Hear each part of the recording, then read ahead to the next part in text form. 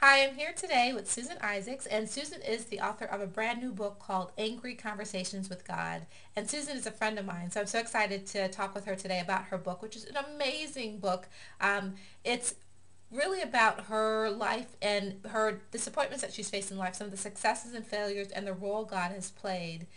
She talks a lot about career and family and many other areas, but especially in the book, she talks about our relationships and what she's learned from that. And so, Susan, I'm going to start off by asking you about there's someone in the book that you don't give his name, but you refer to him as a really nice guy, and the fact that he was interested in you and you weren't interested in him, um, and I know that that's something that we've talked a lot about on my discussion board. How long do you continue to date really nice guy when you're not interested in him? And I just wondered if you could share a little bit of your insight. Do you think that there's something wrong with women, that we should really change our perception and give a really nice guy a chance? What are some of your thoughts about that?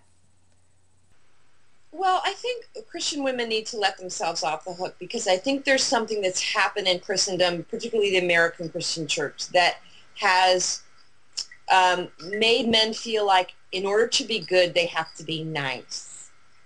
And they have to be respectable, and they're tamed. They're tamed to the point of being neutered. And I don't think that was the church's intention at all. I think it was an American culture thing that happened. That reminds me of the book Wild at Heart. Yeah. I can't remember who the author is, but he talks a lot about almost like the castration of Christian men. And John Eldridge. John yeah, Eldridge. exactly, John Eldridge, and that's exactly what you're saying. And Yeah. I think probably a lot of men would agree with your depiction of them, Yeah. and certainly a lot of women would agree with that as well. But would you say that women are justified in not liking the really nice guy, or is it something that women should do in terms of changing their thought process? Well, I mean, I don't think you should need to convince yourself to like somebody who's bland, because there's a difference between being nice and being tame and bland. Um, I think one thing that women have to think of, like, you need to be attracted. One of the things that John Elders talks about in Wild at Heart is the man needs a battle to win Mm-hmm. and a beauty to keep or something. That a man needs a mission. He needs a vision. He needs he needs the Holy Grail. He needs something to be excited about in life. And whatever that journey is allows that guy to be a man and to take on his masculinity and to go and to do. And that is really attractive in a guy. A guy who knows, a man with a plan is the sexiest man in the world.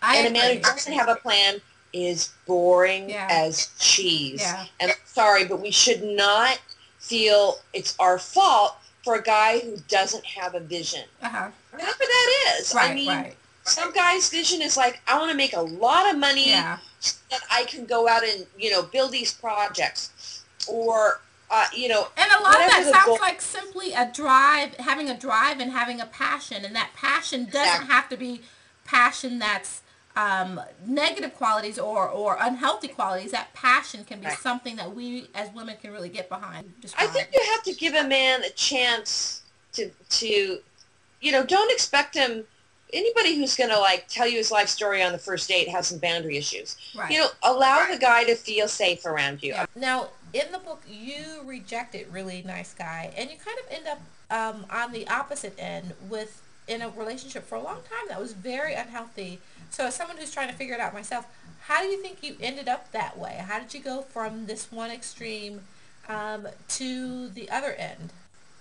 What was so attractive was that I had been around neutered men Mm-hmm. in the church for so long that he came along and he had kind of like a bad boy, funny thing to him. He was also very sweet and very vulnerable, Mm-hmm. easily vulnerable. He had endured a lot of hardship in his life, so he had some depth.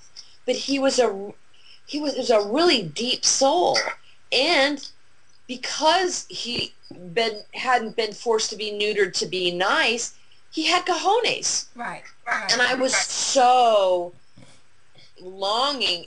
And here's another thing that, Christian men go through. Well, I don't want to have sex before marriage, so Mm-hmm. I don't want to be tempted, so I'm just not going to ask women out. Or I'm going to, like, not express any, in in the effort not to do anything wrong, they do nothing at all. Mm-hmm. I think it's really hard for Christian men. It's very, very hard. But here's a guy who didn't have the fear of like saying, you know what? I like you. Right. I want to ask you out. You know what? I want to see you again. Well, before I let you go, Susan, I've got 46 weeks left to go. Any advice for me as I continue along? When you meet people, when you meet guys, it's that same sort of thing of like saying, you know, you're really interested. It's like, let them know you've got a lot. You're really interested, and you'd love to ride their train. You know, you'd love to see if you're riding on the same train. But don't forget that you're a catch, Mm-hmm. and that if a guy's hesitant, you know, you can say that thing, you know, I might not be it for you. Yeah. When you get those tense moments, just reassure the guy, you know what, if we're not right for each other, we're going to be okay. You're going to be okay. I'm going to be okay. If you haven't crossed any boundaries or hurt each other, give the guy the freedom to make that decision himself so he doesn't feel pressured, Uh-huh. but he knows I could be losing out if I Yeah. let her go.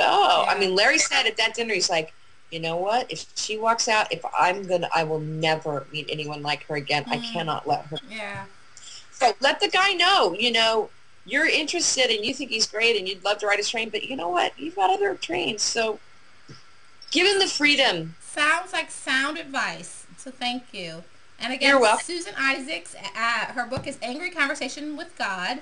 And her website, you can go and check it out and then go on Amazon.com or one of the many other websites you can buy a book. And you'll definitely love it. Whether you're Christian or a non-Christian, there's a lot of information in there that I think you'll benefit from. So thanks, Susan, so much for...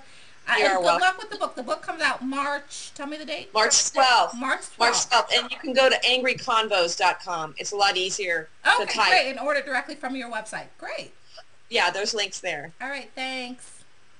You're welcome.